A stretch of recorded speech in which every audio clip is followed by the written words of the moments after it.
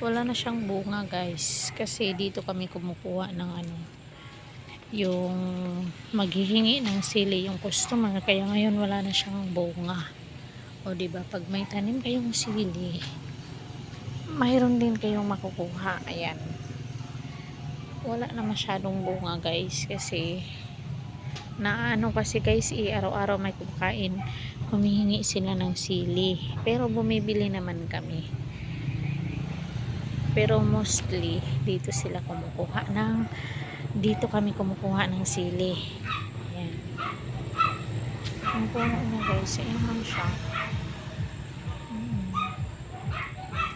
Maganda talaga sa probinsya guys, no? Kasi makapagtanim ka ng mga gulay, kaysa doon sa sa city wala kang pagtaniman, kasi puro mga simento yung bahay. Makapagtanim ka man doon, pero hindi siya lalaki masyado, kasi ilalagay mo pa sa paso. So difference talaga yung probinsya at sa city.